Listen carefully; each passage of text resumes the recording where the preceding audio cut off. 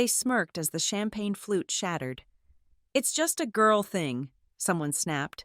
The room applauded when she beat me with a dirty trick right on stage. As the chandeliers flared, a steady older hand gripped my shoulder. "Walk with me." The sponsor's room door closed, and the dusty ledgers inside suddenly became weapons. "My name is Skylar Campbell." The Lakeview Arts Trust Gala is Chicago's annual exercise in self-congratulation, and tonight I was its sacrifice. The air in the ballroom was thick, layered with the competing perfumes of the city's elite and the faint, metallic tang of ambition. A string quartet sawed away elegantly in the corner, their music a thin veneer over the hum of strategic conversation. This was my mother's world, not mine. "I am the CEO of North Star Signal Labs. I deal in data, in predictive algorithms, in the clean binary of code. I don't belong in rooms where the chandeliers drip ice and the smiles are rented." But North Star was a new sponsor. It was expected. I saw them holding court near the silent auction. My family, the Calhouns. My mother, Lydia Calhoun, was a sculpture of polished malice, her spine rigid in a gown that cost more than my first-year operating budget. Her laugh was a sharp, brittle thing that cut through the noise. Beside her, my father, Dr. Gregory Calhoun, looked affable and lost, a man who had long ago traded his convictions for his wife's approval. And Brielle, my sister, she was luminous, radiating the effortless charm of someone who had never been told no. She was talking to my fiancé, Mitchell Pierce IV. Mitchell, a man whose entire career as an inheritance lawyer was built on protecting the assets of people exactly like my family. He was laughing, his hand resting in the small of Brielle's back, and he didn't see me watching. The program began.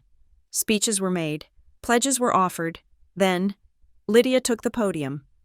"And now," she said, her voice dripping with manufactured pride, "my youngest daughter, Brielle Calhoun, has a special presentation about her own creative endeavors." A ripple of polite applause. Brielle glided onto the stage, a vision in white. She blew a kiss toward Lydia and Mitchell. "Thank you, Mommy," she cooed into the microphone.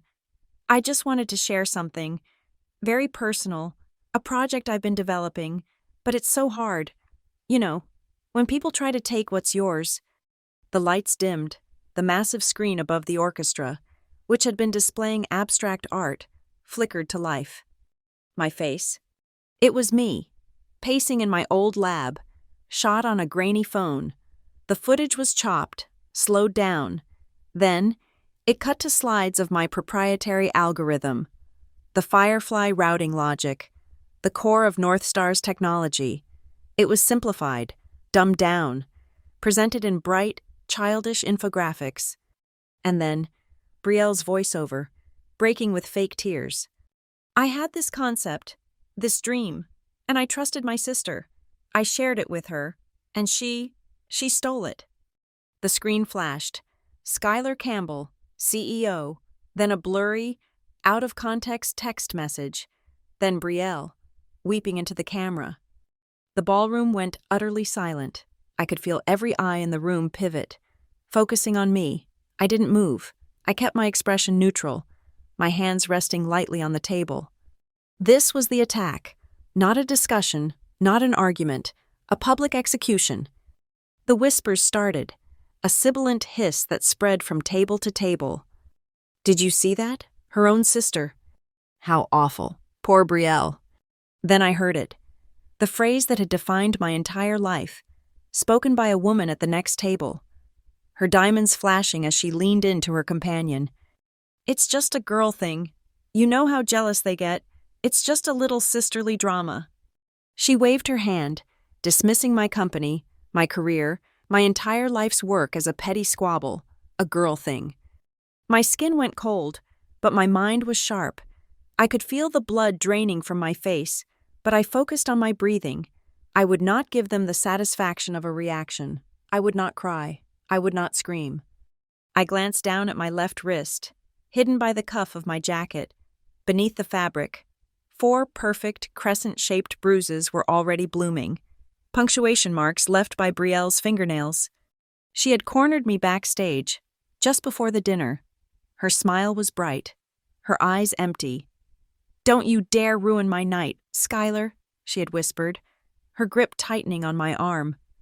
"This is my stage. You're just a guest." When I tried to pull away, she dug her nails in. A quick, vicious act of violence. "You're nothing." Now, across the room, I saw my business partner, Damon Price, start to rise from his chair. His face was a mask of thunder. Damon was ex-military, and he treated business like a battlefield. He recognized an ambush when he saw one. He was ready to charge the stage. I caught his eye. I gave him the slightest shake of my head. "Not now, not like this." He froze, his jaw working. He understood. This wasn't a fight to be won with force. This was a war of perception, and I had just lost the first battle. The lights in the ballroom were coming back up, too bright. The string quartet, unsure what to do, began to play again, a frantic, discordant tune. A security guard in a stiff blazer was moving toward the stage, looking confused, his hand on his earpiece. Lydia intercepted him. She didn't raise her voice. She didn't rush. She simply placed a perfectly manicured hand on his arm, tilting her head with practiced, matronly concern. "It's quite all right, officer," she said, her voice just loud enough for the nearby tables to hear. "Just a silly family spat. You know, girls, they get so emotional." She laughed, a light, tinkling sound. The guard visibly relaxed. He nodded, stepping back. The crisis was over. The narrative was set. Lydia Calhoun had, with 2 sentences, validated Brielle's claims and dismissed my entire professional identity. I felt utterly, completely alone. The room was buzzing again, the volume louder this time, energized by the blood in the water. People were staring openly now, their faces a mixture of pity and morbid curiosity. Mitchell was on stage, hugging a sobbing Brielle. My father was clapping slowly, a bewildered look on his face. I stood up, my chair scraped against the polished floor. A sound that seemed to echo in the sudden lull. I needed air. I needed to think. I turned to leave, and a hand clamped down on my shoulder. It wasn't a comforting touch. It was solid, firm, and grounding. I turned. My grandfather, Emmett Ridgway. He was my mother's father, but he was nothing like her. He was an engineer, a man who built bridges and believed in physics, not social maneuvering. He stood apart from the family, watching, always watching. Tonight, his eyes weren't angry. They were sharp, calculating. He had been standing in the shadows by the main entrance, observing the entire performance. He leaned in, his voice a low rumble, easily cutting through the noise. "Sponsor's archive room," he said, his gaze fixed on the exit, not on me. 5 minutes. He didn't wait for a reply. The hand was gone, and he was moving. A tall, gray figure slipping through the crowd toward a private corridor marked Founders Only. I took a breath. I straightened my jacket, smoothing the fabric over the stinging marks on my wrist. I walked. I didn't run. I moved through the sea of staring faces, past my mother, who was now accepting condolences, past Mitchell, who pointedly refused to look at me. The door to the archive room was heavy oak. I pushed it open. The contrast was immediate. The ballroom was cold blue light and noise. This room was silent, warm, and smelled of old paper, leather, and floor polish. The lock clicked shut behind me. Emmett was already standing at a long mahogany table. The room's single desk lamp cast a pool of amber light over its surface. He hadn't been wasting time. He had laid out 3 items: a thick leather-bound ledger, its corners worn smooth, a stack of paper vouchers, brittle and yellowed with age, held together by a rusty clip. They were dated 12 years ago, and a heavy cream-colored envelope, sealed not with glue, but with a precise, unbroken disc of dark red wax. Emmett didn't look at me. He didn't ask if I was okay. He simply tapped his finger on the cover of the ledger. I stepped closer, written on the aged leather label, in my grandfather's sharp, unmistakable engineering script, was a single line. For the one who actually studied, not the one who pretended.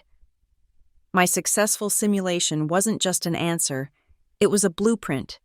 The tears on my cheeks dried, and my mind, now cold and clear, shifted from defense to offense. That algorithm wasn't just a project anymore, it was a company. I met Damon Price at a dismal tech meetup in a suburban hotel ballroom. He was a venture capitalist, but he didn't have the slick, predatory look of the others. He wore a rumpled suit and listened, while others asked me about monetization strategies and customer acquisition cost. Damon asked about my data redundancy and my processing load. He saw the machine I had built, not the packaging. We founded North Star Signal Labs in a leased corner of a vast, freezing warehouse in the West Loop. It smelled of old tires and machine oil. Our first server rack was a second-hand metal bookshelf. Our power came from a single, frayed extension cord we ran from a neighboring auto body shop. We were not pretty, we were functional. Firefly was our core. I had spent those years of isolation refining it. It wasn't just a smarter traffic light, it was a predictive, dynamic nervous system for a city. It didn't just react to a traffic jam, it predicted it. It ingested real-time data, bus schedules, weather alerts, accident reports, even the pedestrian density from sporting events, and optimized the entire grid, second by second. It didn't just make one light green, it choreographed the arteries of a metropolis. Getting the city to listen was its own kind of war. The Chicago Metro Grid Authority was a bureaucratic fortress. For 6 months, they dismissed my calls. I was a woman under 40. With no PhD and no family connections they recognized, I was, to them, a hobbyist. So I stopped asking. I compiled a dossier on their operations director. I found out where he ate breakfast. I ran into him at 7 a.m. at a diner. Before he could call security, I put a single-page analysis on his table, right next to his coffee. "Your system is failing," I said. "You have a 12% efficiency loss at these 3 junctions. I can fix it." I offered him a free parallel simulation. "Let my algorithm run in the dark," I told him. "Give me 3 months of your raw data. If Firefly doesn't beat your current system by double digits, I will never bother you again." He agreed. Mostly, I think, to get me to leave the diner. 3 months later, his assistant called. The director wanted to see me. His voice, when I entered his office, was stunned. "What is this?" he asked, holding the printed report. "It's the data," I said. The numbers were clean. My algorithm, running on my rickety hardware, had modeled a verifiable 18% reduction in downtown gridlock during peak hours. 18%. We got the pilot contract. It wasn't about the money, it was about the proof. The math was pure. The results were real. I wrote a technical paper on the methodology. I published it anonymously. I didn't want the credit. I wanted the critique. I wanted the engineering community to try and break it. The paper circulated in the deep channels of academia, gaining traction, cited in forums, debated by transport engineers. But light, even anonymous light, finds the cracks. A tech blog, trying to identify the author, traced the pilot program back to North Star, and to me. The story the tabloids preferred was simpler. The dropout girl who thinks she can fix traffic. They ran unflattering photos of me, grabbed from old university records. They mocked my lack of a degree. They dismissed my work. Brielle, seeing my name in print, must have felt the spotlight dimming. The moment I became a target, she became a victim. She leaked evidence to a sympathetic gossip columnist, scans of her old college notebooks. They were filled with crayon-level drawings of happy cars and notes about making traffic pretty, but the pages were meticulously, falsely dated, 2 years before Firefly's codebase even existed. The narrative was perfect. The brilliant, sensitive lifestyle guru, Brielle, has her concept stolen by her cold, technical, troubled sister, me. The door to my office slammed open, making the warehouse walls rattle. Damon threw his tablet on my desk. The screen showed the gossip site. "That's it," he snarled. I'm calling the lawyers. We file for defamation. We get an injunction. We will bury her. No. He stared at me as if I'd grown a second head. Skylar, they are accusing us of fraud. They are attacking our core intellectual property. This is an existential threat. They are attacking me, I said, my voice dangerously quiet. And they're using a crayon drawing. This isn't a legal fight. Damon, not yet. This is a data problem. They are presenting a false narrative. We don't fight it with lawyers. We fight it with the truth. We just need to gather more of it. He didn't like it. He was a fighter. But he trusted me. He focused on hardening our defenses, on locking down the Firefly codebase with encryption that would make a nation-state pause. I started a different kind of project. My family thought my memory was my weakness. They were wrong. It was my weapon. The first break came from a place I never expected. An anonymous email, sent to my personal account, which I rarely used. It came from a secure, encrypted service. I used to work in accounting at St. Jude's Hospital. The message read, "Your father, Dr. Gregory Calhoun. He's not a clean man. You should look at the hospital's PR fund. Specifically, look at the transfers from the Ridgeway Endowment to that fund. He's washing money." A hospital accountant, a new thread. I felt a cold shock. I had been so focused on building my future that I had failed to properly analyze the past. I was fighting a war on two fronts, and I'd only been paying attention to one. I began digitizing every scrap of paper Emmett had ever sent me. Old letters, endowment reports, faded photocopies of trust documents. I built a private, air-gapped server in my apartment, completely firewalled from Northstar. I started mapping the flow of money. The $50,000 hadn't just been given to Brielle. The ex-accountant was right. It was far more sinister. It had been laundered, passed from the endowment to the hospital's discretionary fund, then paid out to a series of consultants who all shared the same P.O. box as Brielle's new LLC. My father had used a charity, a hospital, to wash the money. And the man who had facilitated the original theft, the man who had handed me the pen? I looked up Mitchell Pierce IV. He wasn't an intern anymore. He was a junior partner at his father's White Shoe law firm. He was featured in magazines as one of Chicago's most eligible bachelors, specializing in discrete asset management and family trusts. And he was, I saw with a jolt of icy recognition, engaged to Brielle. His silence all these years, his refusal to acknowledge the harmless document he'd had me sign, was a loud, screaming admission of guilt. He had tied his future to their crimes. The timing of this revelation was catastrophic. We were in the final stages of closing our Series A, $10 million.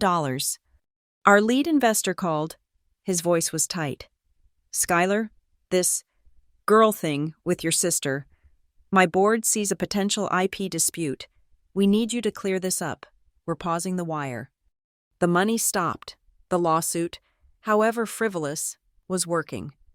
Our new PR team, hired to announce our successful citywide launch, was now in full crisis mode.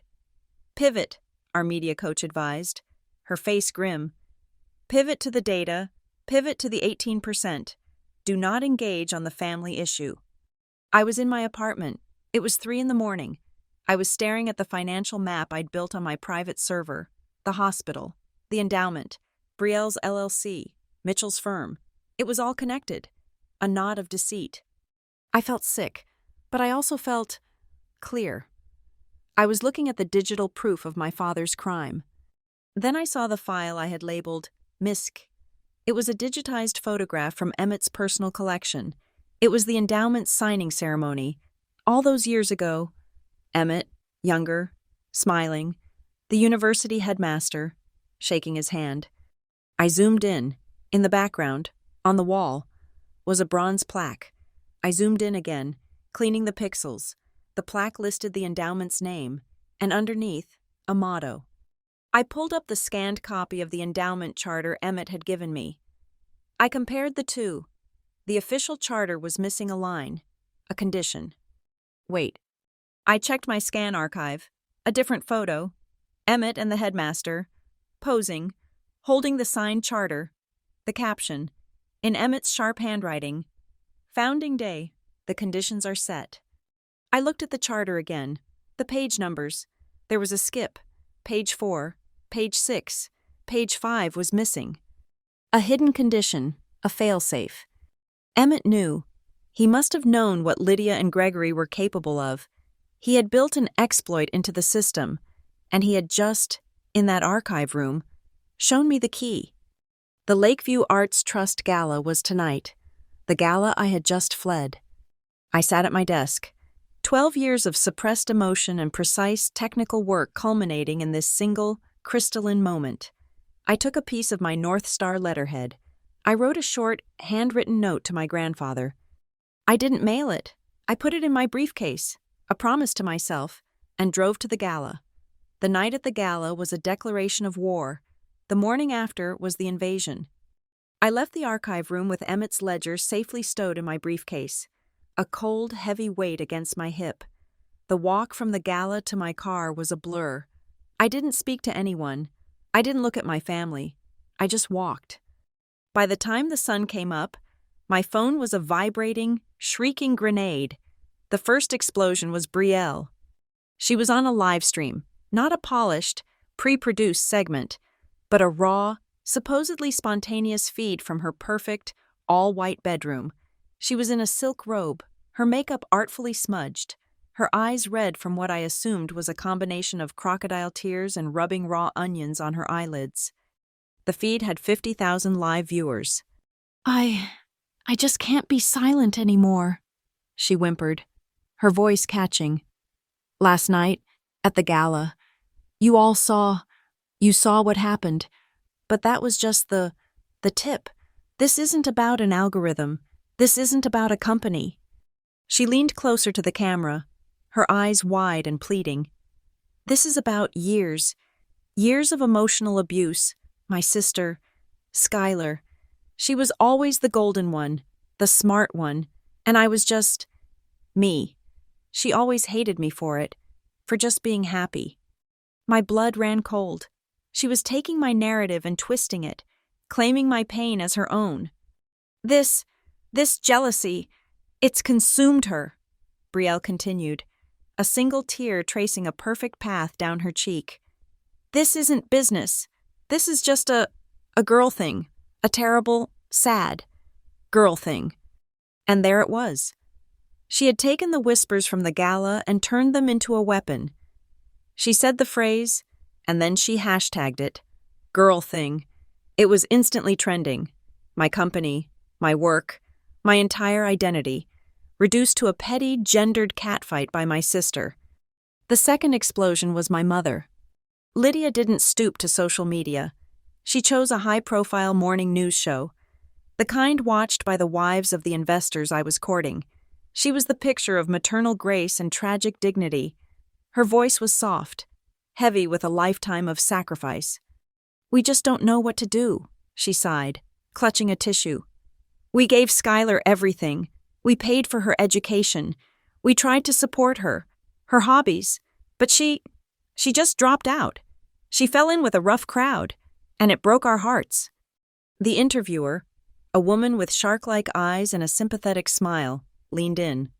So, these accusations, this idea she stole from Brielle? Lydia shook her head, as if the thought pained her. We sacrificed so much for Skylar's schooling. We tried to give her the best, but she just walked away from it. Brielle, on the other hand, she has such a creative, gentle heart. I'm just a mother, trying to protect my family. The lie was breathtaking in its audacity. We paid for her education. She didn't say which education. She didn't say how she paid. She just painted a picture of me as the ungrateful, unstable dropout and Brielle as the gentle victim. The third explosion was Mitchell. It was silent, but it was the most damaging. Damon called me at 9 a.m. His voice was raw. The Series A investors are officially pulling out, he said. No greeting. Mitchell Pierce sent a courtesy letter to their legal counsel this morning. He didn't file a suit. He just raised concerns, pointed to the ongoing and public IP dispute, and hinted at significant undisclosed legal liabilities within North Star's founding. He was using his position as a partner, his credibility as an inheritance lawyer, to poison the well. He was threatening my investors, implying my entire company was built on a fraudulent premise. He was attacking my professional reputation, the one thing I had built to be unassailable. "They're spooked, Skylar," Damon said, his voice low. "And our city contract? The expansion? It's been put on indefinite hold pending a full review. We're bleeding." The market was reacting. The narrative was winning. My company, my clean, logical, data-driven company, was stalling because of a lie. Damon, however, was a soldier. He didn't just report bad news. He counterattacked. "They want a girl thing?" he spat. "Fine. Let's show them the man in the room." Without asking me, he called an emergency press conference with the tech media. He didn't address the family drama. He didn't mention Brielle. He spoke pure data. He released the full, unredacted, transparent white paper on the Firefly algorithm. He released the anonymized data from our pilot program. He showed the 18% reduction in gridlock. He showed the code's architecture. He invited any engineer in the world to try and find a flaw. "North Star Signal Labs," he said, his voice booming with conviction, "is not a concept, it is not a lifestyle, it is a revolution in urban infrastructure. We deal in mathematics, not melodrama. The data is public, the results are real. Any questions?" It was brilliant. The tech community rallied. Engineers, programmers, and transport specialists flooded forums. They saw the elegance of the code. They respected the transparency. They started tearing apart Brielle's crayon drawings online. The professional world was on my side. But the general public? They just saw the family drama. And then, a new player entered the field. A prominent investigative reporter at the Chicago Tribune, a woman known for toppling politicians, received an anonymous package. It was a simple, unmarked USB drive. She called my office. I took the call. "Ms. Campbell," she said, her voice all business. "I've received some interesting documents, specifically bank statements from 12 years ago, a $50,000 transfer from the Ridgeway Endowment to a hospital PR fund, and then a corresponding $50,000 payout to an LLC called Bell and Brim. Do you care to comment on how your scholarship money was used to fund your sister's lifestyle brand?" My heart stopped. The anonymous USB, the vintage bank statements, the sharp, precise script I had seen on the envelope. Emmett. He hadn't just given me the ledger, he had aimed his own weapon. "I can't comment on that right now," I said, my voice steady. "But I am willing to talk about the need for transparency in family endowments." I hung up. The market was volatile. The public was confused. And my shareholders, the small, early-stage investors who had believed in me before Damon, were terrified. An emergency board meeting was called. It was a bloodbath. "Skylar, you have to fix this," one of them yelled. This circus, it's destroying our valuation." "We need a crisis plan," another said. "We need to know what you're going to do. The no-comment strategy is failing." They were right. Damon's logic bomb had worked on the tech world, but it was too complex for a hashtag. Brielle's tears and Lydia's sacrifice were simpler, more powerful stories. I had to tell my own. "You're right," I said, silencing the room. "The truth is the only way out, but I will not do it on their terms. I will not engage in the melodrama." I looked at Damon. He nodded. "I will hold a public Q&A, I announced. Live-streamed, unmoderated. I will answer every question, but I will answer it with facts. I will talk about the missing scholarship. I will talk about the power of attorney I was tricked into signing. I will expose the mechanics of the theft, not the emotion behind it. It was a massive risk, but it was the only move I had left. Brielle must have heard about it. She must have known I was preparing to fire back, not with emotion, but with evidence. She panicked, and when Brielle panicked, she became reckless. She released a new video. This one was not a live stream. It was a short, heavily edited clip, shot on a phone. It was from the gala, backstage, just before the dinner. It was her grabbing my wrist. Her face was contorted in anger. Then, a sharp cut. My hand was in the air. Another cut. Brielle was on the floor, clutching her face, screaming that I had slapped her. I didn't want to show this, her caption read. I'm so ashamed. But she attacked me, just for asking her to be happy for me. Girl thing survivor. My blood boiled. The video was a lie. It was a digital fabrication. She had taken our confrontation, the one where she had assaulted me, and edited it into a new, more violent narrative. My PR team went into meltdown. We're dead, our media coach said, her face pale. You can't fight a video of you hitting your sister. It's over. No, I said. It's not. I looked at Damon. Where is our gala security footage? Damon's eyes lit up. As a sponsor, we had full access. We found it, the full, unedited, wide-angle security feed from the backstage corridor. It was silent, but it was clear. It showed Brielle cornering me. It showed her grabbing my arm. It showed her digging her nails into my wrist. It showed me pulling away, my hand flying up, to defend myself, to break her grip. It showed her stumbling back, tripping over her own ridiculous gown, and falling. It showed me standing there, frozen, before walking away. There was no slap. The only violence was hers. I didn't release it to the press. I didn't give it to a blog. I posted it directly on my own Twitter, my own LinkedIn, and the North Star Company page. I didn't edit it. I didn't add music. I just wrote one line above it. The truth is not a girl thing. It is a data point. Here is the full, unedited data. Stop cutting the feed. The internet exploded. The hashtag #StopCuttingTheFeed went viral in an hour, eclipsing girl thing. People watched the full video. They saw the lie. They saw her assault. They saw my retreat. Public opinion, so easily swayed by tears, swung back with a vengeance when confronted with a cold, hard, verifiable video. The narrative broke. The charming victim was suddenly the lying attacker. The cold, technical sister was suddenly the one telling the truth. The final domino to fall was Mitchell. He had scheduled a high-profile interview with the Wall Street Journal, no doubt to reluctantly discuss the legal risks of investing in companies like mine. He was trying to cement his narrative. But the reporter, having seen the new video, and having just read the Tribune's explosive story about the missing scholarship, changed the script. The interview went live. The reporter smiled. "Mr. Pierce," she began, "let's forget the gossip. Let's talk about the law. You were an intern when you presented Skylar Campbell with the power of attorney for the Ridgeway Endowment. Can you speak to the fiduciary responsibility of a legal representative who fails to disclose all addendums to a signatory? Specifically, a signatory you are now publicly engaged in a dispute with?" Mitchell froze. His face went white. This wasn't about girl things. This was about legal ethics.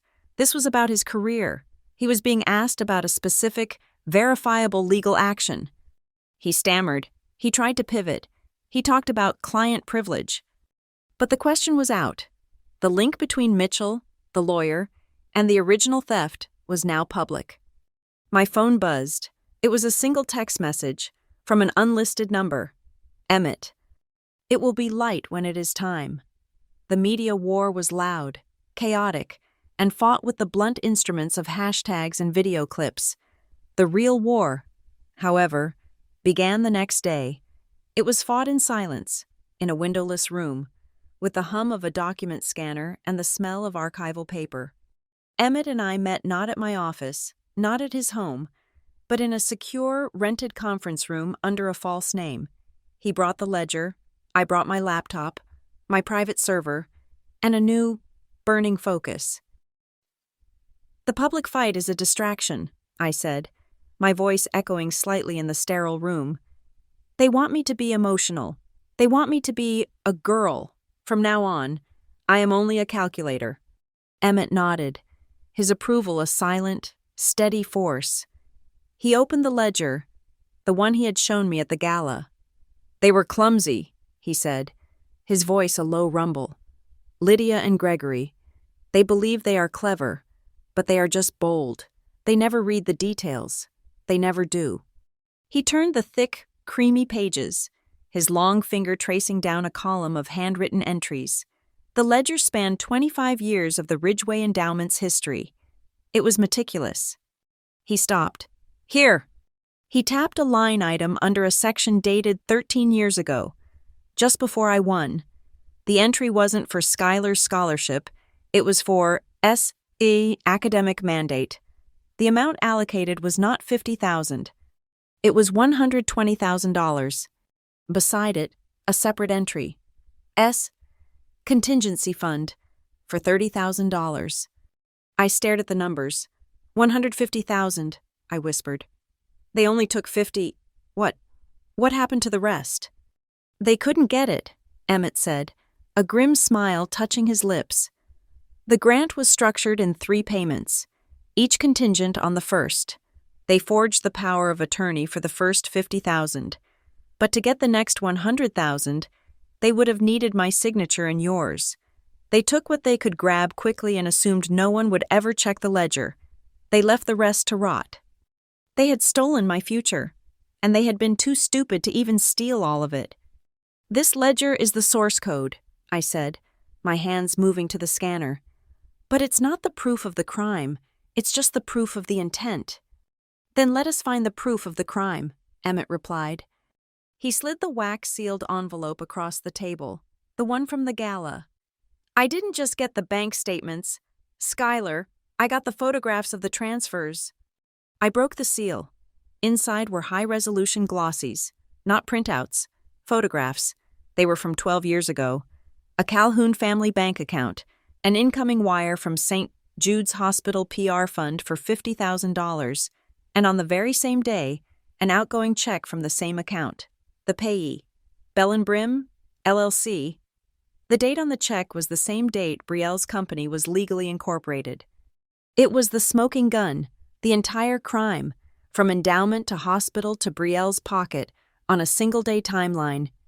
"Now," Emmett said, "for the weapon." He produced a single, folded sheet of paper from his briefcase. It was brittle, yellowed, and marked page 5. It was the missing page from the endowment charter.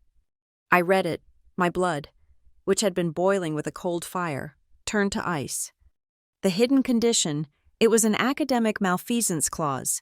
It stated, in dense legal prose, that if the primary beneficiaries' designated guardians, Lydia and Gregory Calhoun, failed to use the funds for direct academic or research-oriented pursuits, or if they engaged in willful misrepresentation to the board, then their stewardship was immediately void. And here was the kill shot. All oversight, all funds, and all control of the SIAS. Academic mandate would revert, not to Emmett, but to an independent, pre-selected 5-person council of academics and engineers, a council that Emmett, as the founder, had the sole power to convene. "They never read it," I breathed. "They never even knew it existed," Emmett corrected. "Lydia was too busy planning the press release for your win to read the fine print."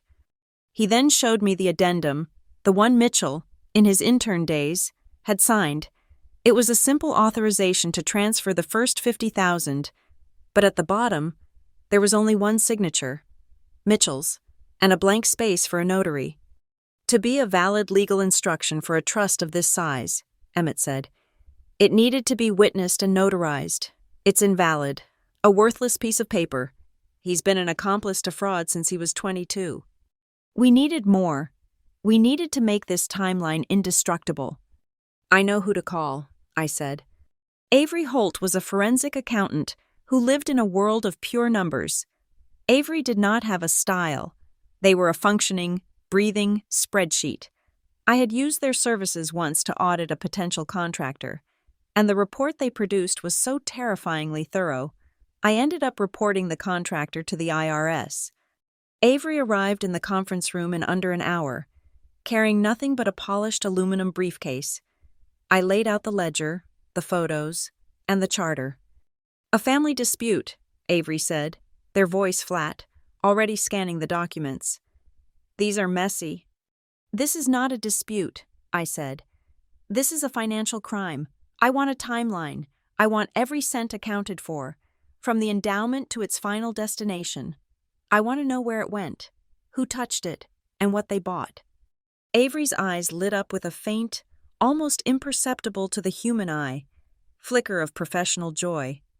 The data trail, they said. The data trail always tells the truth. For 2 days, Avery worked. I had my team run a deep digital dive, recovering data I thought was long gone. We found it, buried in a backup of an old hard drive. A cached email from Lydia to my father, dated the day after I signed Mitchell's harmless form. The subject? Moving. The body. Move the money early. The bank said it's ready. Let's get it to Brielle before the girl actually reads the conditions. The conditions. She knew. She knew there were conditions, and she did it anyway. While Avery built the financial map, Emmett worked the human angle.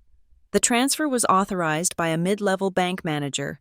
That manager, Emmett discovered, was now retired. He lived in Naples, Florida. Emmett flew there. He didn't send a lawyer. He went himself. He found the man, Roger Quinn, on a golf course. Emmett sat with him. He didn't threaten. He just showed him the invalid addendum Mitchell had signed. I got the audio file that night. Emmett had recorded the conversation. And you see, Mr. Quinn, Emmett's voice said, this document is not notarized. The transfer of $50,000 was illegal. There was a long pause. Then, the old banker's voice, thin and reedy. I know. I remember this. The wife, Mrs. Calhoun.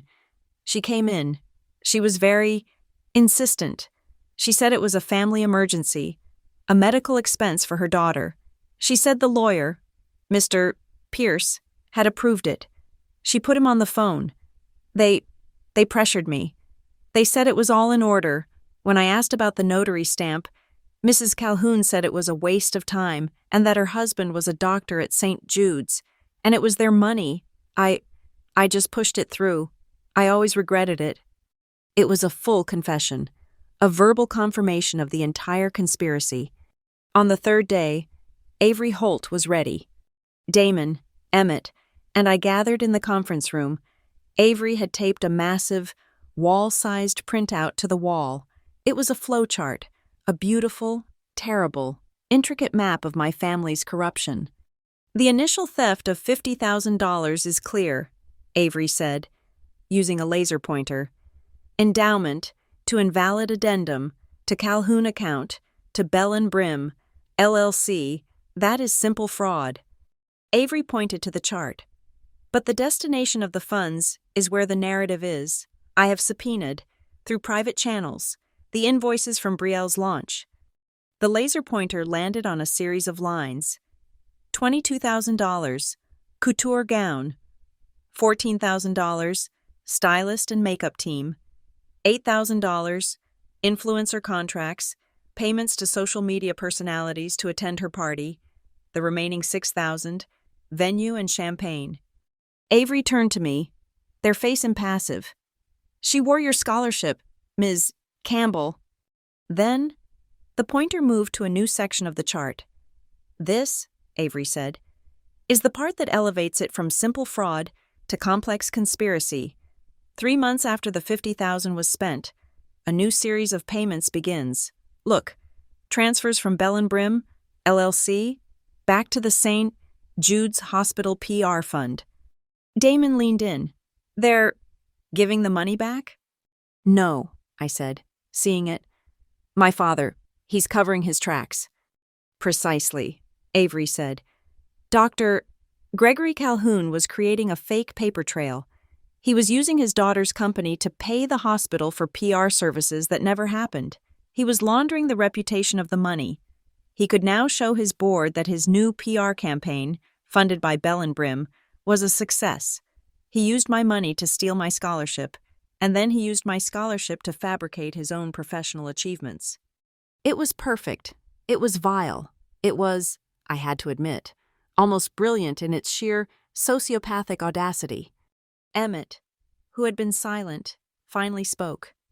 "You have it all, Schuyler," he said. "The ledger, the photos, the missing page, the email, the audio confession, the financial map." He put his hand on my shoulder. "Now, we follow the plan. Win with precision, not with noise." The plan? My two-pronged attack. First, I had my legal team draft the petition to the Ridgeway Endowment Board.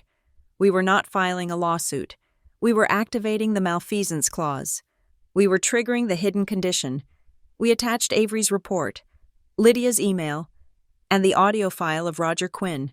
We sent it to the 5 council members Emmett had put on standby.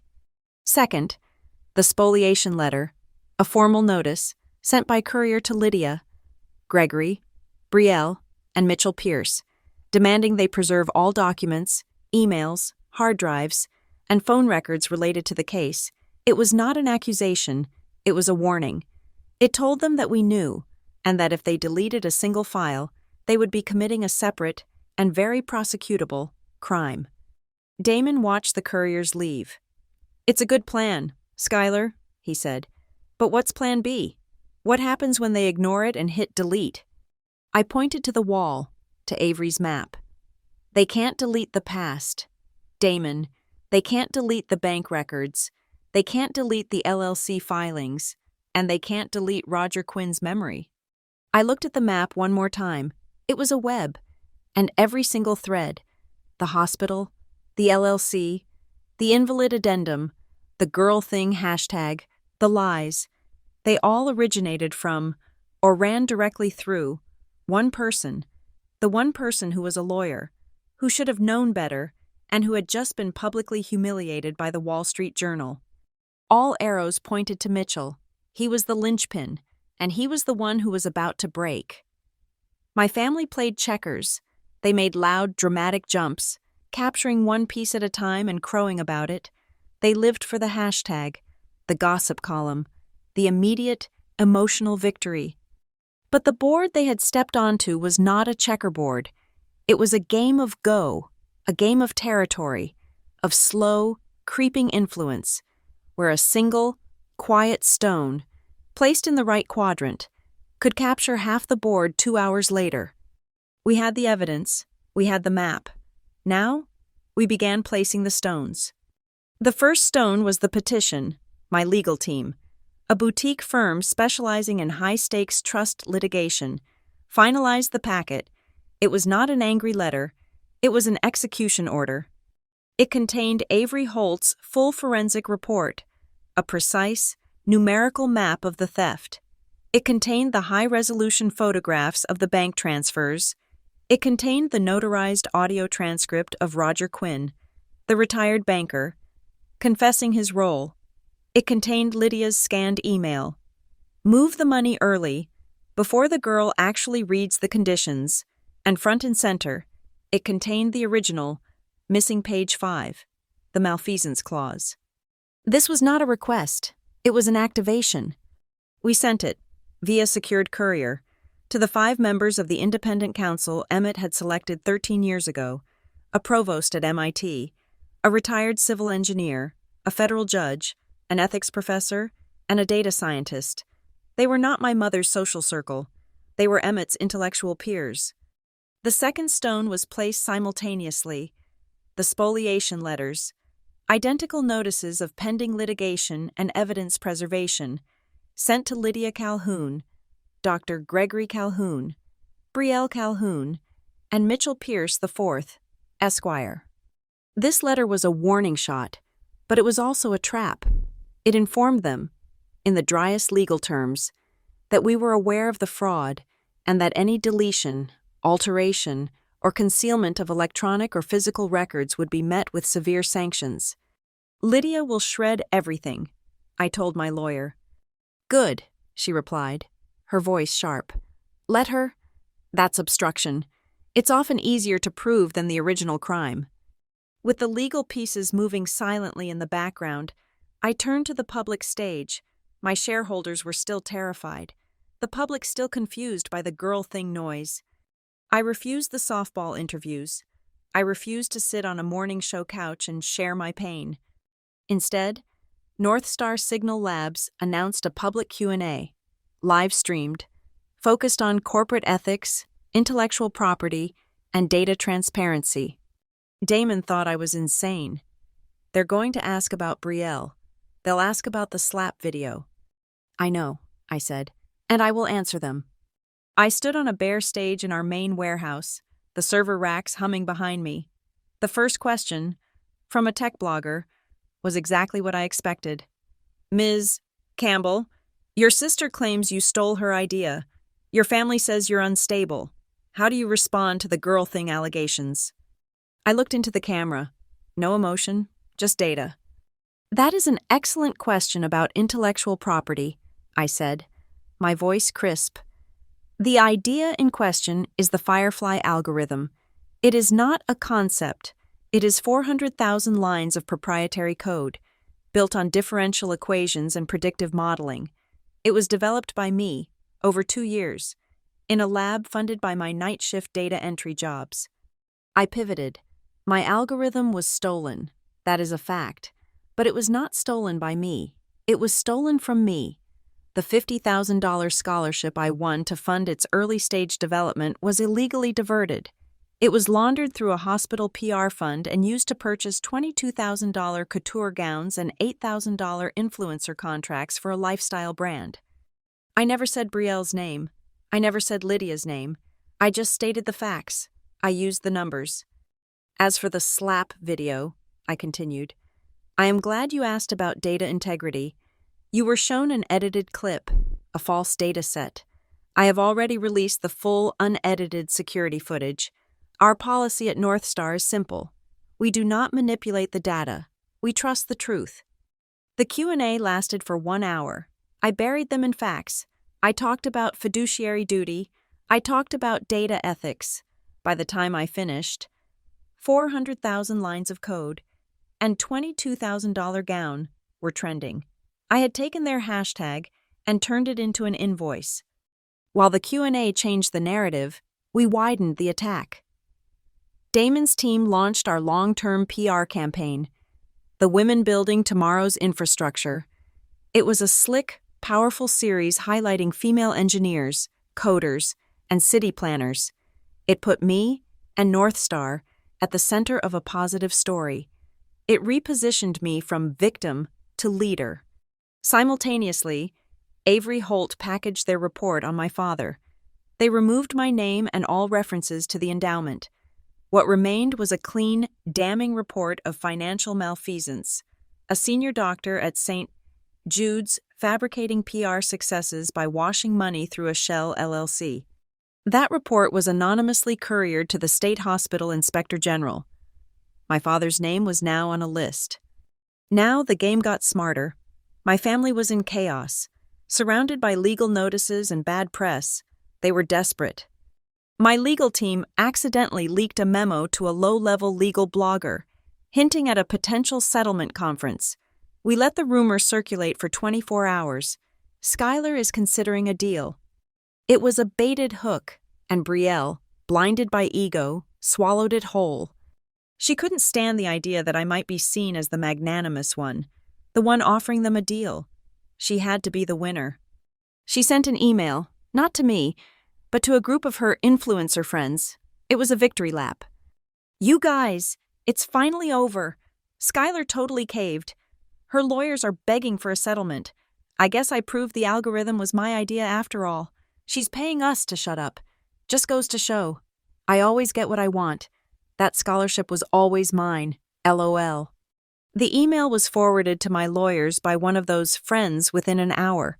It was a full confession of motive, blackmail, and a complete admission, in writing, that she knew the scholarship was mine.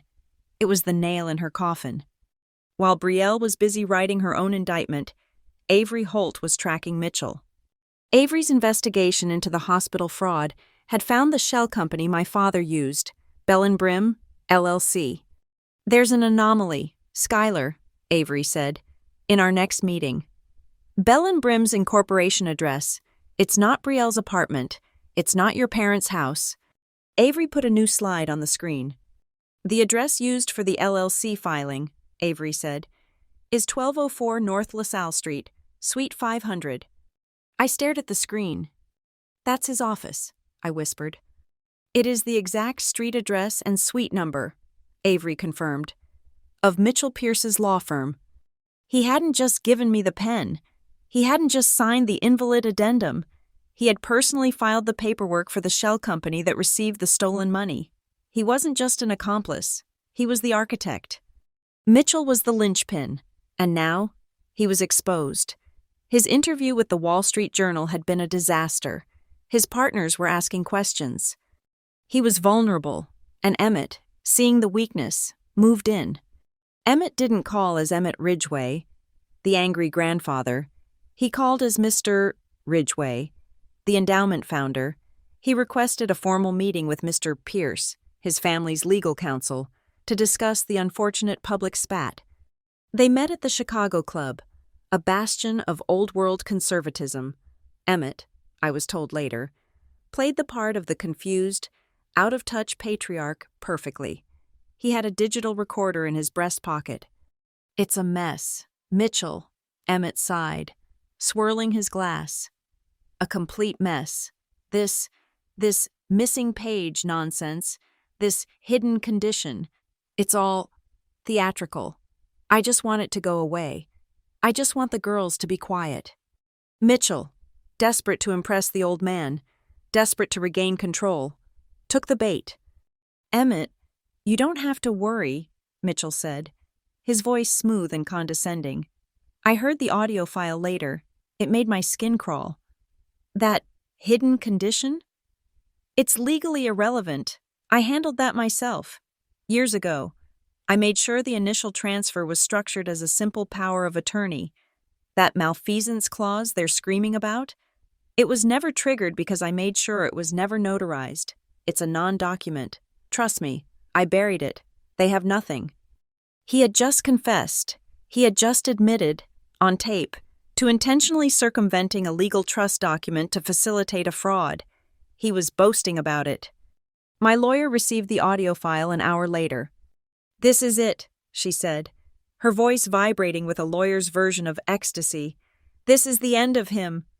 She spent all night drafting the final affidavit. It combined Emmett's sworn testimony of the meeting, the full transcript of the audio recording, Mitchell's signature on the invalid addendum, and the LLC filing from his own office. It was a portrait of a career-ending conflict of interest and felony-level conspiracy. The pieces all landed at once. First, the Ridgway Endowment Council convened an emergency session. After reviewing our petition, the ledger, the audio, the email, their vote was unanimous. It took 15 minutes. Lydia and Gregory Calhoun were immediately and permanently stripped of all rights, access, and stewardship related to the endowment. Full supervisory control of the remaining $100,000, plus interest, was transferred to the independent council, effective immediately. The first stone had captured the territory. Second, Damon closed the North Star deal. The Q&A had worked. The data was pure. Our original Series A investors, seeing the public swing, not only returned, but increased their offer. Damon, in a stroke of genius, leveraged their panic into better terms, and on the same day, the Chicago Metro Grid Authority, seeing the data and the positive press, didn't just unpause our contract, they expanded it. A new, multi-county, 5-year deal. We were no longer bleeding, we were armored. And Mitchell? Mitchell was trapped. He had a fiduciary duty to his clients, Lydia, Gregory, and Brielle. But he was also the subject of the fraud investigation. He couldn't represent them without implicating himself. He couldn't quit without admitting guilt. He couldn't fight me without using the information he knew was fraudulent. He was caught in a perfect concentric trap of his own making. The game was over. All that was left was the surrender. The mediation was not held in a courthouse. There were no grand pillars, no marble, no sense of justice. It was held in a beige, windowless room in a downtown office park. A place designed to make human conflict feel as sterile and insignificant as possible.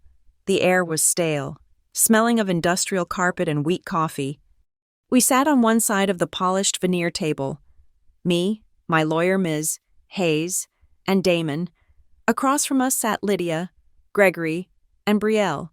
And, at the end of the table, silent and gray, was Mitchell Pierce. He was not there as their counsel. He was there as a co-conspirator, a fact that hung in the air like the hum of the fluorescent lights. Their actual lawyer, a man with a hostile face and a cheap suit, opened his binder. The arbitrator, a retired judge with a face like carved granite, set the terms. This was a binding conference. "My clients," their lawyer began, his voice artificially resonant, "have suffered tremendously. Ms. Campbell's reckless accusations, her public airing of private family matters, have caused irreparable reputational harm. She has poisoned her sister's livelihood and brought shame upon her parents." I kept my face perfectly neutral. I focused on the wood grain of the table. "Therefore," the lawyer continued, "my clients are willing to put this unfortunate matter to rest in exchange for a full, binding, global non-disclosure agreement and the immediate cessation of her hostile activities. They are asking for a simple gesture of reconciliation." He paused, for effect. "A filial duty payment of $5 million. Damon, beside me, made a sound like a strangled cough. I just watched. Ms. Hayes did not laugh. She did not argue. She simply, and silently, lifted her heavy leather litigation bag, placed it on the table with a solid, definitive thud, and unzipped it. "In response," she said, her voice clear and cold, "my client would like to offer a counter-proposal, based on the evidence." She pulled out the first item, a neatly bound report. "Exhibit A," she said, sliding it to the arbitrator. "The full forensic accounting report from Avery Holt, detailing the path of $50,000 from the Ridgeway Endowment through the St. Jude's Hospital PR Fund to the Shell Corporation Bell and Brim, LLC." Lydia's breath hitched. Gregory sank lower in his chair. "Ms. Hayes reached back into the bag. "Exhibit B." She slid a second document across. "The invalid power of attorney addendum, presented to a 19-year-old Ms. Campbell by her future fiancé, Mr. Pierce. You will note the lack of a required notary seal, making the initial transfer an act of bank fraud." Mitchell, who had been staring at the table, went a shade whiter. "And finally, Ms. Hayes said, her voice dropping, "Exhibit C." She pulled out a single, laminated sheet. It was Lydia's email. A transcript of a message from Mrs. Calhoun to Dr. Calhoun. I will read it for the record. "Move the money early. The bank said it's ready. Let's get it to Brielle before the girl actually reads the conditions." The room was utterly silent. The only sound was the ventilation. And then, Brielle. She had been fumbling with her phone under the table, her thumbs flying. Suddenly, she held it up, her face contorted in a mask of practiced outrage. "This is abuse!" she shrieked, the phone's camera light blinking on. "You are harassing me. I am live-streaming this to my followers, all 30,000 of them. You can't just lie about me." The arbitrator did not raise his voice. He simply held up one massive hand. "Ms. Calhoun, this is a private, binding mediation. If you do not turn off that device and put it away this second, I will hold you in contempt of court. The only person you will be broadcasting to is a bailiff. Am I clear?" The color drained from Brielle's face. Her weapon, the court of public opinion, was useless here. There was no hashtag. There was no like button, deflated. She lowered the phone, her eyes filling with the real, ugly tears of powerlessness. The arbitrator turned to me. "Ms. Campbell, your family is asking for $5 million. I leaned forward. I looked past my parents, past my sister, and met the eyes of the arbitrator. "Scholarship money," I said, my voice steady, "is for books, not for dresses." The dam broke. Lydia's meticulously constructed composure shattered. "How dare you?" she sobbed, the tears genuine this time, tears of rage, not sadness. "After everything we did, we were a family. We were investing in our family's happiness. We were investing in Brielle." "An investment," Gregory chimed in, grasping at the word. "Yes, exactly. It was a simple reallocation of assets to protect the family's well-being." "A reallocation," the arbitrator said, his voice dry, "that your petition, Ms. Hayes, claims was in direct violation of the endowment's charter?" "That is correct," Ms. Hayes said, "which brings us to Exhibit D." She reached into the bag one last time. She did not pull out a copy. She pulled out Emmett's original, leather-bound, 25-year-old ledger. She opened it to the bookmarked page. "Page 5, she said. "The original charter's malfeasance clause. It states, and I quote, 'Should the designated guardians fail to use the funds for direct academic pursuits, all stewardship is immediately void.'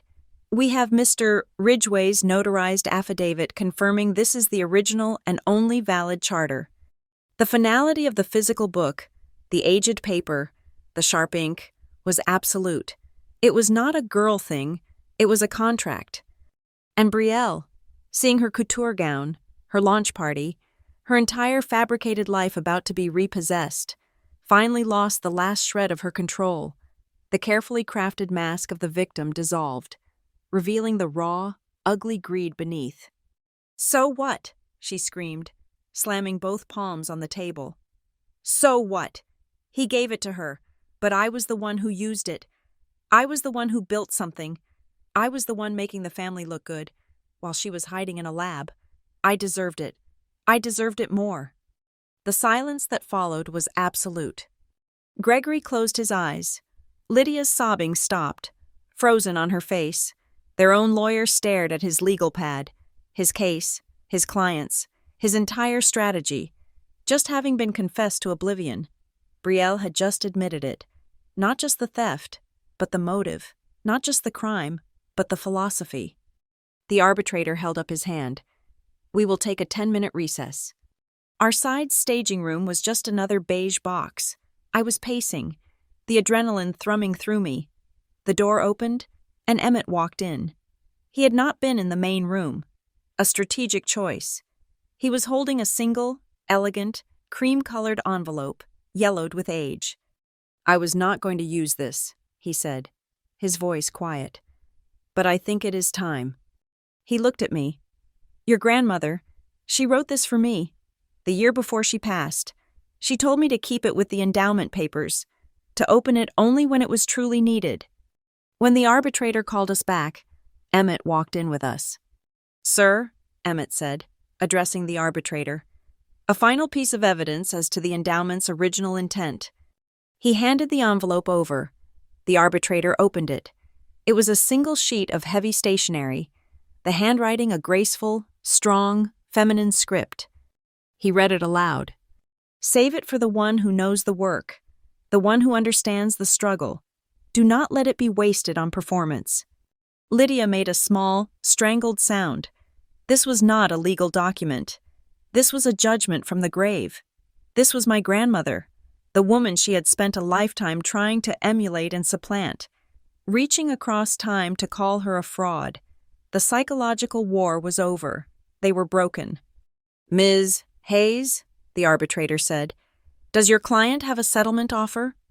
Ms. Hayes stood. "My client's offer is simple, and it is not negotiable." The room was still. "One, the Calhoun family will immediately and publicly retract all claims of intellectual property theft. They will issue a formal apology, to be drafted by my office, acknowledging the Firefly algorithm is the sole and exclusive property of Schuyler Campbell.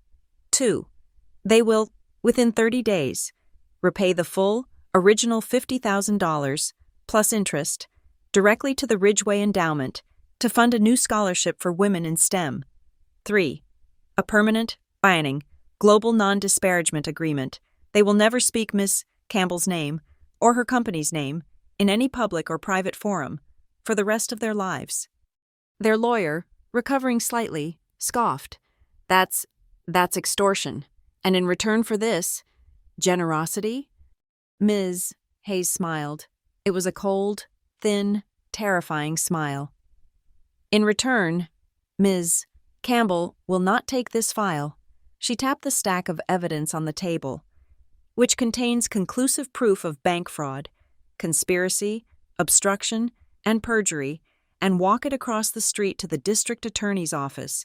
We will not pursue criminal charges. It was a checkmate. I watched Mitchell. He had been silent for the entire proceeding, a ghost at the feast. His phone, which he'd placed face down on the table, began to vibrate, a low, insistent buzzing. He ignored it. It buzzed again. Annoyed, he flipped it over. His eyes scanned the screen. He froze. The color, which had not been in his face for hours, drained completely. He looked, for the first time, truly terrified. His hand was shaking so badly he could barely tap the screen. He opened a link. He read it, and then, with a look of pure, unadulterated horror, he slid the phone across the table to his own lawyer. The lawyer read the screen. His jaw dropped. Damon leaned over, just enough to see the headline. SARS. Jude's Hospital under formal investigation by State Inspector General. The news alert read, sources cite anonymous tip regarding fake PR contracts and widespread financial malfeasance in Dr. Gregory Calhoun's department. The clock on the wall ticked. The power in the room, which had been shifting and leaking, had now reversed course entirely. The machine of consequence, slow and grinding, had finally turned, and it was no longer pointing at me. The mediation was a legal detonation, but the blast radius was, for the first few hours, contained within that beige room. We left without a word. My family and I. They scuttled out a side exit, their faces gray and pinched. I walked out the front door, my head held high, the heavy litigation bag in Ms. Hayes's hand, the only sign of the battle that had just been won. The public sentencing began the next morning. The first salvo was not from me. It was from the Ridgeway Endowment's independent counsel. They moved with the cold, swift, terrifying precision of academics who have just proven a thesis. Their press release was not emotional. It was constitutional. It stated, in the driest and most devastating terms, that following a comprehensive review of the original 1998 Charter, the Council had voted unanimously the stewardship of Lydia and Dr. Gregory Calhoun was found to be in total and fundamental breach of fiduciary duty. They cited gross contractual malfeasance and willful misrepresentation. Effective immediately, Lydia and Gregory were stripped of all oversight. The full original $50,000, plus 12 years of compound interest, was to be clawed back from their assets and restored to the fund. The remaining untouched $100,000 was secured. But they didn't stop at restitution.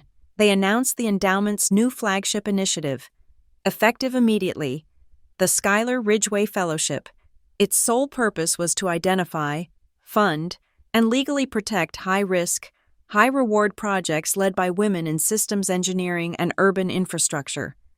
They had taken my name, my grandfather's name, and the very crime that had been used against me, and forged it into a permanent, institutional shield for others. My phone became a useless brick of vibrating metal. The requests for interviews were a deluge. They didn't want the CEO of North Star Signal Labs. They wanted the star witness. They wanted the victim of the girl thing. They wanted tears, anger, and a soundbite. I gave them nothing. Instead, I agreed to one, and only one, interview. It was not a morning talk show. It was not a glossy magazine. I chose a 3-hour deep-dive technology journal, a podcast and print feature read only by engineers, city planners, and venture capitalists. The interviewer, a woman with a PhD in data science, led with the only question she thought mattered. Schuyler, let's just get this out of the way. The gala, the videos, the mediation, your family. How do you feel? I met her gaze. I feel, I said, that our municipal infrastructure is on the brink of catastrophic failure. She blinked. I'm sorry? The story you're referencing is a data point, I said, leaning into the microphone. It's a case study in a failed legacy system with exploitable loopholes, a small, analog breach. My family is a small, broken system. I am interested in fixing the big ones, the ones that strand millions of people in traffic every single day. For the next 3 hours, I spoke about nothing but data. I talked about Firefly. I talked about predictive algorithms and the ethics of data transparency. I introduced the term humane infrastructure, the concept that a city's systems should be as responsive and protective as a nervous system. I talked about our proven 18% reduction in gridlock. I never said Lydia's name. I never said Brielle's. I never said Mitchell's. I didn't have to. The council's press release was the what. I was providing the so what. I was replacing the narrative. I was not the woman who had been stolen from. I was the woman who was building the future. While I was defining the narrative, the tech community began to build around it. Damon, seeing the momentum, worked with our partners. They didn't just send supportive tweets. They took action. The Signal for Good initiative was born. North Star, in conjunction with the city, opened our labs for a series of weekend workshops. I taught the first one myself. It was a Saturday. The room was packed with 40 high school girls from STEM programs across the city. I put the original, ugly, beautiful first lines of Firefly's code on the projector. They will tell you your work is a girl thing, I told them, my voice echoing in the server room. They will tell you it's a hobby. They will try to dismiss you. Your only defense is this. I tapped the screen. Your data, your work, it must be so clean, so precise, and so undeniable that when they come to steal it, you have the receipts. Build your case. Build your code. Make it unassailable. The applause from those girls, the sound of them seeing a path, was the only validation I had ever needed. While I was building, the old world was burning. The consequences, now fully in motion, were no longer my responsibility. Brielle tried one last time, a desperate, sobbing live stream from her all-white bedroom. It's all lies. They threatened me. The mediation was a sham. I am the victim. They are trying to silence me. But the public was no longer interested in her tears. They were interested in receipts. And the receipts, they got... Someone, a former fan, an influencer from her email list, leaked the invoices. The original invoices from her launch party, 12 years ago, the ones Avery Holt had found. Suddenly, her live comments were not "stay strong." They were a rolling, endless flood of, "Is that the $22,000 scholarship dress? Did you pay your influencers with stolen money?" My tuition isn't a lifestyle brand. Her brand, built on the fantasy of effortless success, was exposed as a hollow structure built on my stolen foundation. She ended the feed, and for the first time in her life, she was met with silence. Lydia took the opposite approach. She went for polished, primetime contrition. She sat on the cream-colored couch of a national morning show, her hands clasped, her eyes brimming with practiced sorrow. If only, she sighed, if only I had known the pain Skylar was in. A mother just tries to protect her children. I just wanted my family to be happy. The host, a woman with a warm smile and a core of steel, nodded sympathetically. It's a terrible situation, Lydia, and it all seems to stem from this endowment. We actually have a copy of the hidden clause that was read at the mediation, the page 5 everyone is talking about. Lydia's smile faltered. The host turned to the camera. It reads, the host said, her voice suddenly sharp and clear. Should the designated guardians engage in willful misrepresentation, all stewardship is immediately void. The host turned back to my mother, her smile gone. Lydia, willful misrepresentation.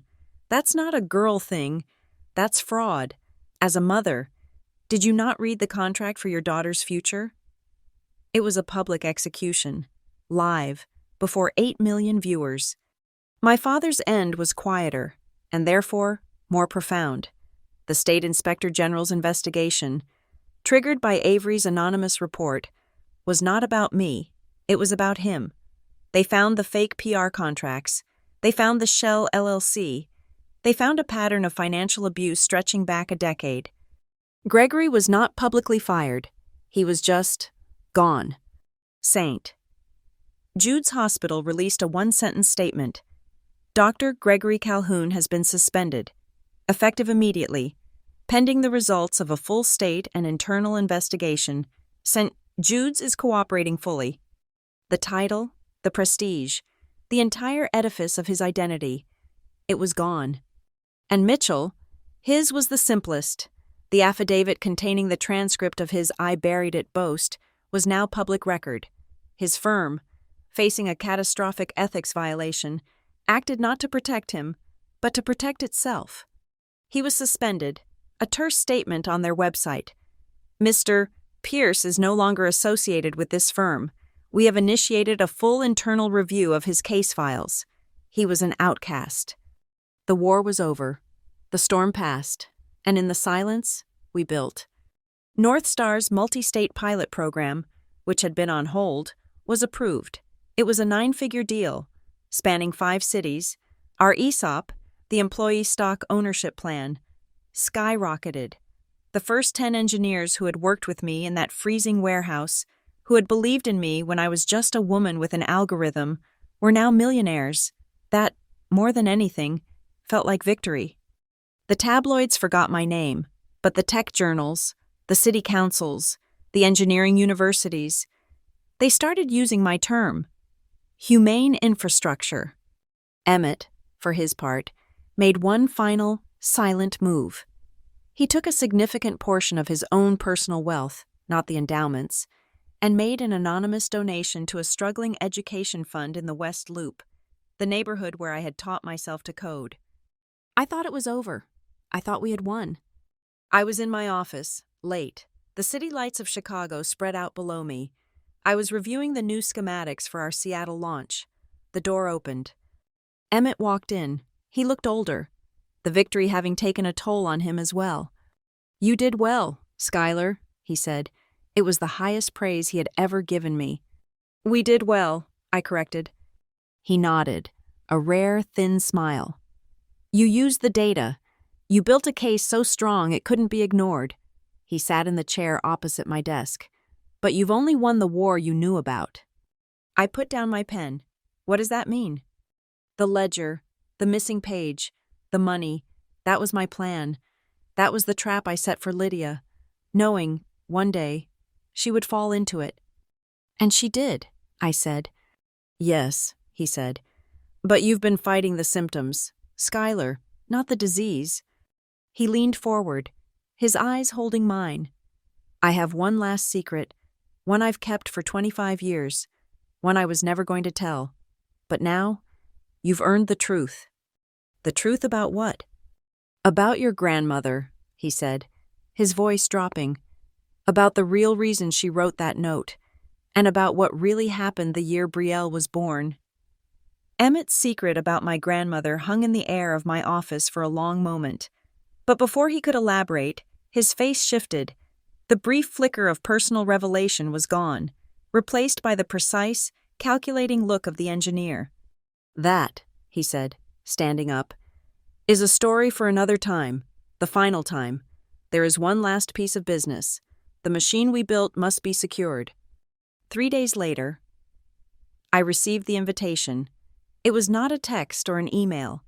It was a thick, cream-colored card, delivered by courier. "You are requested at a family dinner," it read. "The conservatory at Grant Park, 7 o'clock, Thursday." It was from Emmett. I knew this was not a reconciliation. It was a closing argument. The conservatory at night is a strange, beautiful, and eerie place. We weren't in the main hall. Emmett had booked the Fern Room, a private, glass-walled cube set deep within the tropical gardens. The air was warm, humid, and smelled of damp earth and orchids. Outside the glass, the Chicago skyline glittered, a cold, diamond-sharp backdrop. I arrived alone. I knew Damon and Ms. Hayes were at a hotel bar 3 blocks away. their phones on, their litigation bags packed. They were my standby, my quick reaction force. But I had to walk into this room by myself. They were already there. They looked diminished. The glass room acted as an echo chamber for their defeat. Brielle, my sister, was a ghost.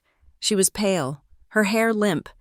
The vibrant, spotlight-stealing energy was gone, replaced by a hollow, exhausted stillness.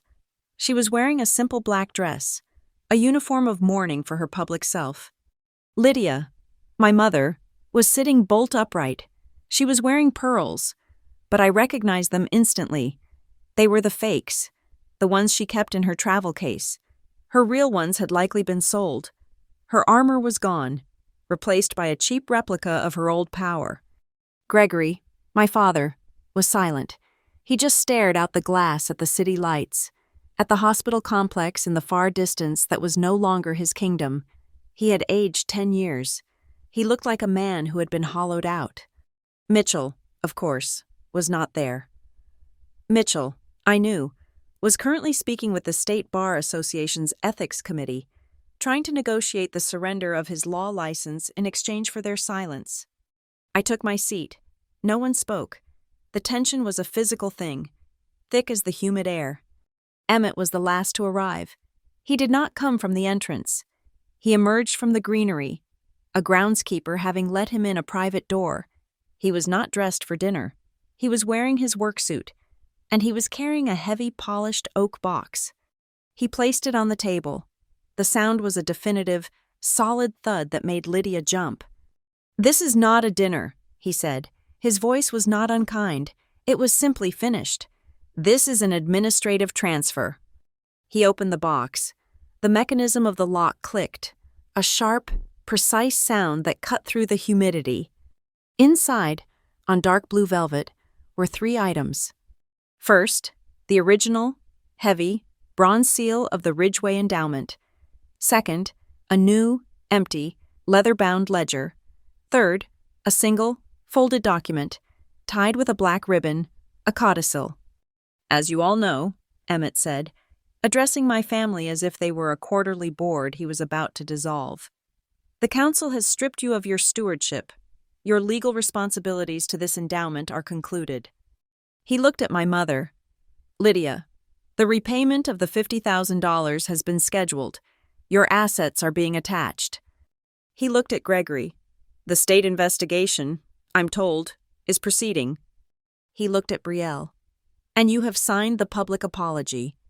They all just nodded, their movements small, defeated. "Good," Emmett said. "That concludes the past. We are here to conclude the future." He tapped the folded document. "This," he said, "was the other hidden clause. Not page 5. This is page 6, the one I wrote with my wife, your grandmother, the one none of you ever knew about." He untied the ribbon. "The malfeasance clause. Page 5 was designed to remove you," he said to Lydia and Gregory. "This codicil was designed to replace you, and not with me." He slid the document to the center of the table. "It states," Emmett said, his voice a formal recitation, "that in the event the primary guardians, you two, are removed for cause, the full appointment rights for all future generations of the endowment do not revert to the founder. They pass, immediately and irrevocably, to the primary beneficiary." He looked at me. "They pass to Skylar." Lydia made a small, gasping sound. What does that mean?"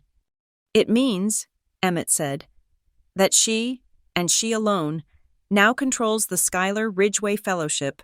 She, and she alone, will choose every recipient. From now until the day she dies, she is the board."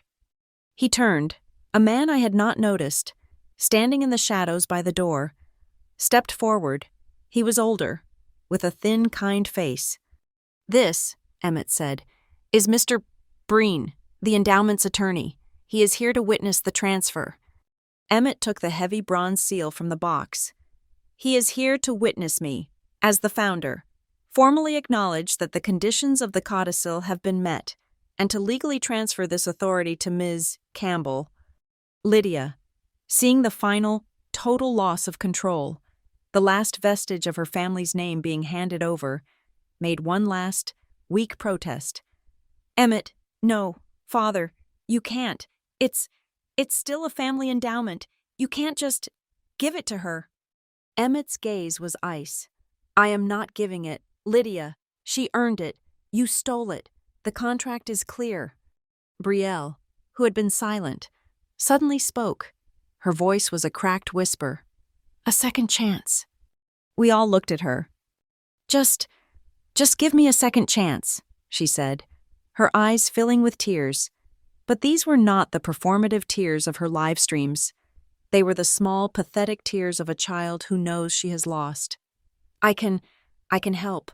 I can apply for the scholarship. I can do it right this time. Please, Skylar, I have nothing." I looked at my sister, the woman who had worn my future, the woman who had tried to destroy me with a hashtag. "You are welcome to apply." "Brielle," I said, my voice quiet, but clear. "The fellowship's application portal will be online next month. You will be judged anonymously, on the merit of your work, just like everyone else." Her face fell. The idea of competing on merit, of starting at zero, was a concept she could not grasp. It was a life sentence.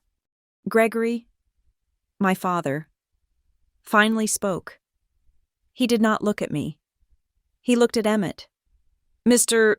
Ridgway," he said, his voice hoarse. "Emmett, please, is there no way to handle this quietly? A way to save something? A face-saving gesture?" I answered before Emmett could. "Yes," I said. Gregory's head snapped up. His eyes, for the first time, held a desperate, pathetic spark of hope. "There is," I said, leaning forward. "Be quiet, pay back the money, and do what is right. Apologize to the hospital. Apologize to the board. Do the work. That is the only face-saving gesture that exists." His hope died. He looked down at his hands, a broken man. Emmett looked at me, a long, appraising stare. He had just offered me the keys to the kingdom. He had just watched me confront my family, not with rage, not with fire, but with the cold, hard logic of the new rules. He nodded, a single, short, profound gesture of approval. "All right," he said. He stood up and gestured to the door. "Lydia, Gregory, Brielle, Mr. Breen and I are finished with you." They looked confused. "What? Where are we going?" Lydia asked. "You," Emmett said, "are going home. A car is waiting." He then turned and looked at me. "Skylar is staying." "Why?" Brielle whispered. Emmett's face softened. Just for a second. "Because," he said, "what I have to say next is not for you. It's not part of the endowment. It is not part of the legal transfer." He looked at me, his gaze deep and heavy. "Now, this is between me and my granddaughter." One by one, they stood. Lydia, her fake pearls luminous under the jungle lights. Gregory, his shoulders slumped. Brielle, looking back at the box on the table, the one thing she could never have. The lawyer, Mr. Breen, held the glass door open for them. They filed out, disappearing into the dark fronds of the garden. The heavy glass door thudded shut. The silence was absolute. The city lights outside seemed to dim. The humidity in the room seemed to rise. It was just me, my grandfather, and the oak box, now open, holding the new, blank ledger.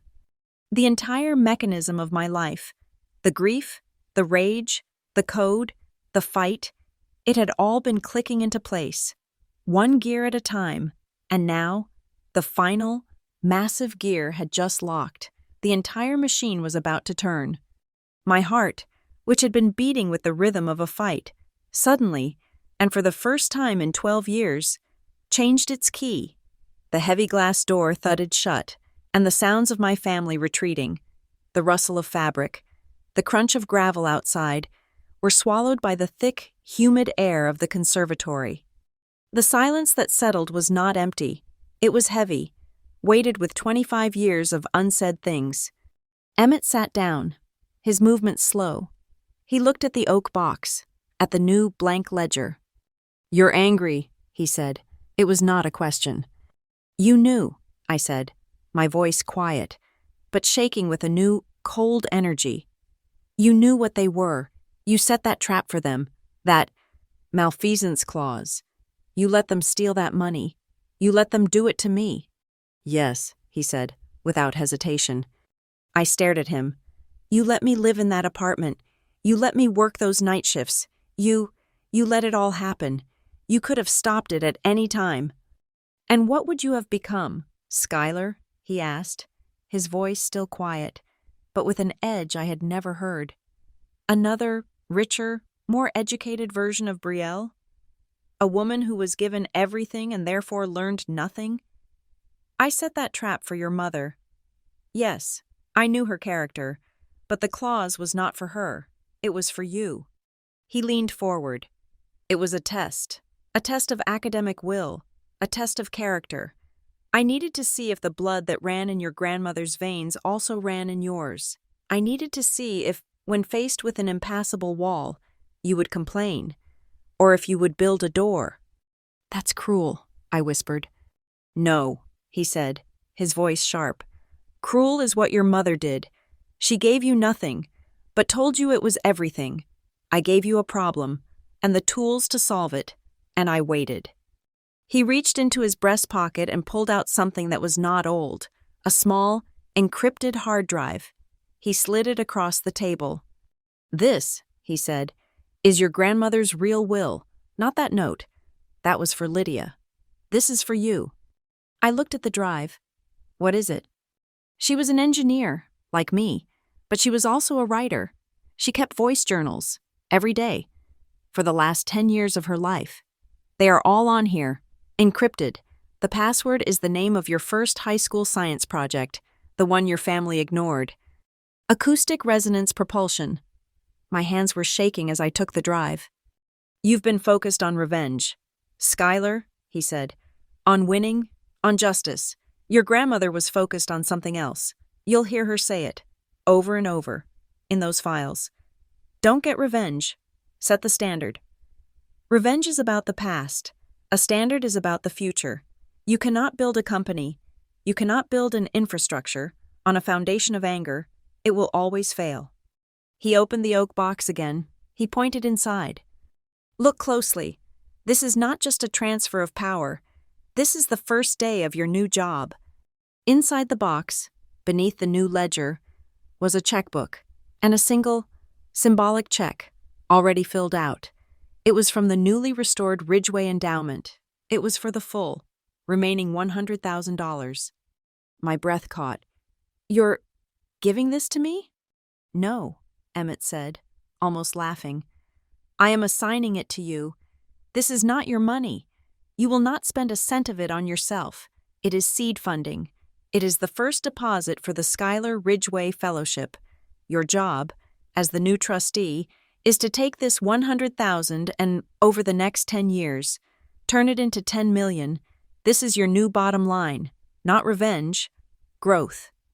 The weight of it settled on me. He hadn't just given me a victory. He had given me a responsibility that would last the rest of my life. Then, he revealed the final piece, the twist that reset everything. "I have one last confession," he said, and for the first time, he looked almost sheepish. "One I have enjoyed, I admit." He reached into his briefcase and pulled out a single, laminated document. It was a data transfer receipt, dated 8 years ago, from a municipal subcontractor. "You're a brilliant coder, Skylar," he said. "The Firefly algorithm. It is a work of genius, but even genius needs a sandbox to play in." I looked at the receipt. It was for a raw, anonymized, non-proprietary municipal data set, a terabyte of Chicago traffic data. "When you were first starting," he said, "when you were running simulations on worthless, open-source models, I knew you were suffocating. You needed real data, so I acquired it, legally, through a shell company I own, and I leaked it to an open-source forum I knew you frequented, with a note that said, 'Good luck.'" I remembered. I remembered finding that file. I thought it was a miracle, a simple act of academic generosity. That, I said, my voice choking, was you. I gave you the raw data. Skylar, he said, his voice firm, holding my gaze. I gave you the sandbox. I did not interfere. I did not give you the answers. I did not help you build the castle. You did that all yourself. This document, he tapped the receipt, is the proof. Proof that my interference was limited. Proof that your success is your own. He leaned back, the last confession over, the entire machine now visible to me. I did not save you. Skylar, he said, his voice soft. You saved yourself. I just asked the right questions, and I gave you a problem I knew you, and only you, could solve. While we sat in that humid room, the final mechanisms of the old world were turning outside. In a law office 20 floors below us, Lydia and Gregory, their faces like stone, signed the last of the papers, the retraction, the public apology, drafted by Ms. Hayes, the binding restitution agreement that would drain their accounts. In a rehab center in Arizona, Brielle was on a video call, formally accepting the terms. To have any hope of restoring her name, she would participate in a 1-year media ethics and public service program, a program funded and supervised by the new fellowship. She would be its first and most difficult student. And in an empty, sterile boardroom, Mitchell Pierce, his lawyer at his side, formally tendered his resignation from the bar, his request to negotiate a package with North Star Signal Labs in exchange for his silence had been met with a single, 2-word email from Damon. Be quiet. The glass door of the conservatory opened. The lawyer, Mr. Breen, stepped back in. He was holding a small digital audio recorder. Mr. Ridgway, Ms. Campbell, if you are ready. He placed the recorder on the table and pressed a button. A small red light glowed. For the record, he said. Emmett opened the new blank ledger. He took the heavy bronze seal from the box. He signed the first page, his signature a sharp, angular transfer of power. I, Emmett Ridgway, founder, do hereby affirm that the conditions of the codicil, page 6, have been met, and do transfer all administrative and fiduciary control of the Ridgway endowment to the new trustee. He slid the book to me. I took the pen. I signed my name below his. Skylar Campbell. Emmett handed me the bronze seal. It was heavy and cold. I pressed it into the warm red wax Mr. Breen had dripped onto the page. The thud was final. Mr. Breen pressed the button. The red light went out. It is done, he said. Emmett looked at me. The engineer, the grandfather, the co-conspirator. The test was over. The work was beginning. How will you use this power, Skylar? He asked. Now that you have it. I looked out the glass, past my own reflection, at the glittering, intricate, chaotic grid of the Chicago night, the city, a massive, beautiful, broken machine. I'm going to do what you did, Emmett, I said. I'm going to find the kids who are building doors, the ones in the basements, the ones in the night shifts, the ones who were told, it's not for you, the ones who were told they're not suited for technical work because they're just a girl. I turned back to him, and I let myself smile. I'm going to find them, and I'm going to give them the keys to the lab. I stood up. I closed the oak box. It was heavy, but it was a good weight. I walked out of the conservatory, leaving my grandfather alone with the orchids and the empty chairs. The night air was cold and clean. My phone, in my pocket, buzzed. I pulled it out. A text. It was from Damon. MIT. They want you for the keynote. 10-year infrastructure forecast. They'll pay whatever you want. I smiled. I silenced the phone and put it back in my pocket. I stood on the street, looking up at the lights. I rested my hand on the polished wood of the oak box. The knot, the one that had been twisted in my gut for 12 years, the one made of rage and theft and humiliation, was finally gone. It had not been untied by revenge. It had been dissolved, replaced by a new set of rules. My rules. Thank you so much for listening to this story. Let me know where in the world you are listening from. I would love to connect and hear your thoughts in the comments below.